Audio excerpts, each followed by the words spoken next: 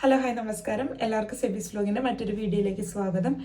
ഇന്നത്തെ ടോപ്പിക് എന്ന് പറയുന്നത് ഡ്രൈവിംഗ് ലൈസൻസിൻ്റെ അഡ്രസ്സ് എങ്ങനെ ചേഞ്ച് ചെയ്യാം, അത് ചേഞ്ച് ചെയ്തതിന് ശേഷമുള്ള നെക്സ്റ്റ് സ്റ്റെപ്പ് എന്താണെന്നുള്ളതാണ്.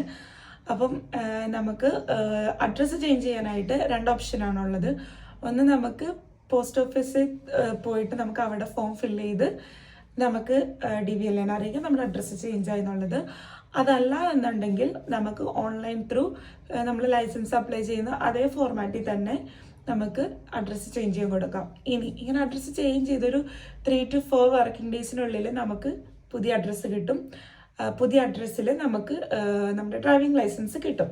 അപ്പോൾ അതേ എനിക്ക് പ്രൊഫഷണൽ ലൈസൻസ് ആണ്. ഇപ്പോൾ എനിക്ക് 2 എണ്ണം വന്നിട്ടുണ്ട്. അപ്പോൾ നമുക്ക് ഈ ഒരു ലൈസൻസ് വരുന്നൊരു ലെറ്റർ ഉണ്ട്.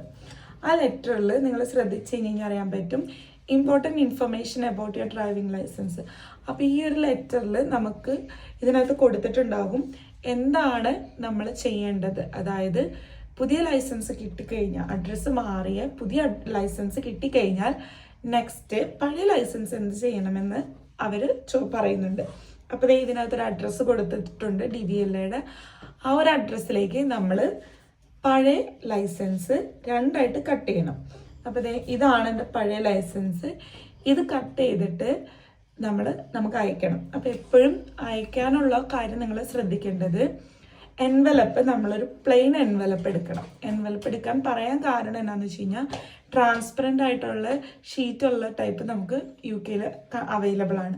അതൊരിക്കലും നമ്മൾ എന്തൊക്കെ ഡോക്യുമെൻറ്റ്സ് നമ്മൾ റിട്ടേൺ അയച്ചാലും അങ്ങനെയുള്ള എൻവലപ്പിൽ നമ്മൾ അയക്കാൻ പാടില്ല.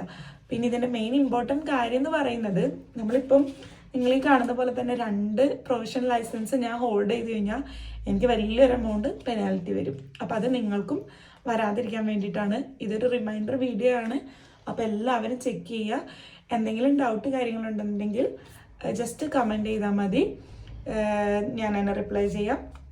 അതുപോലെ തന്നെ ഇത് നിങ്ങൾക്ക് യൂസ്ഫുൾ വീഡിയോ ആണെന്ന് വിശ്വസിക്കുന്നു. എല്ലാവരും ഷെയർ ചെയ്യുക, സപ്പോർട്ട് ചെയ്യുക.